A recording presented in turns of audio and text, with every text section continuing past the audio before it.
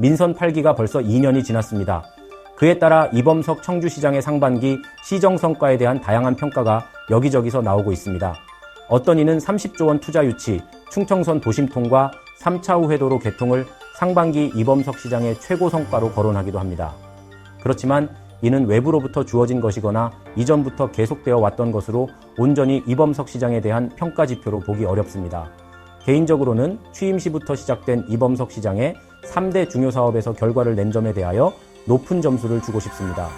본관 건물 철거로 바꾼 청주시 신청사 건립, 일방통행에서 양방향 통행으로 바꾼 우암산 둘레길 결정, 원도심 지역의 고도 제한 완화가 바로 그것입니다.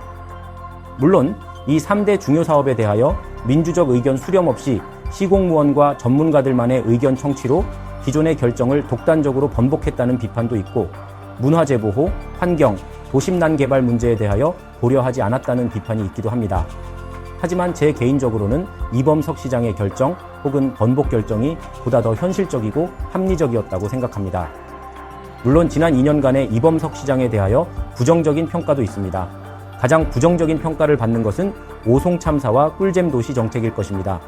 오송 참사 문제는 이미 여러 시민들로부터 비판을 받아왔기에 여기서는 별도로 논하지 않고 꿀잼 청주 문제에 대하여만 말씀드리겠습니다.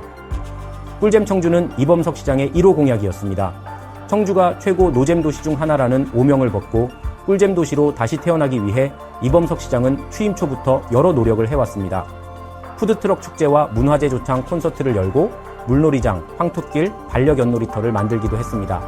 그렇지만 이러한 일회적이고 이벤트적인 행사나 가건물 수준의 소규모 시설만으로는 결코 꿀잼 청주를 만들 수 없습니다.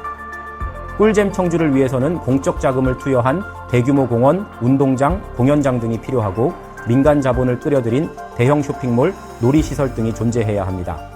즉, 꿀잼 청주를 위해서는 기초 인프라 구축이 필수적이라는 것이고, 이것이 바로 대부분의 청주 시민들이 원하는 것일 겁니다. 그리고 당사자인 이범석 시장 본인도 절감할 것입니다. 그럼에도 불구하고 이러한 시민들이 즐길 수 있는 기초 인프라 구축이 제대로 되지 않는 이유가 무엇일까요? 관건은 청주시에 그것을 위한 권한과 재정이 거의 없다는 것입니다.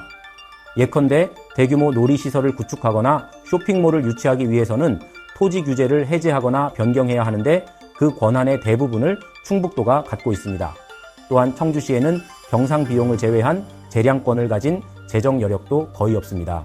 결국 충북도의 적극적인 관심과 지원 없이는 꿀잼 청주는 지금처럼 일회성의 행사나 조악한 놀이시설 수준에서 결코 벗어날 수 없습니다. 청주는 인구나 경제력 등 모든 면에서 충북도의 절반 이상을 차지합니다. 그리고 청주의 시설과 발전은 인근의 시군들이 공유합니다. 또한 2년 뒤 김영환 지사의 성공 여부 판단에서 청주 시민들의 의사가 결정적이라는 사실도 부인할 수 없습니다. 꿀잼 청주는 결코 이범석 시장과 청주시만의 일이 아닙니다. 이는 김영환 지사와 충북도의 일이기도 합니다. 김영환 지사의 꿀잼 청주에 대한 관심과 적극 지원을 촉구합니다.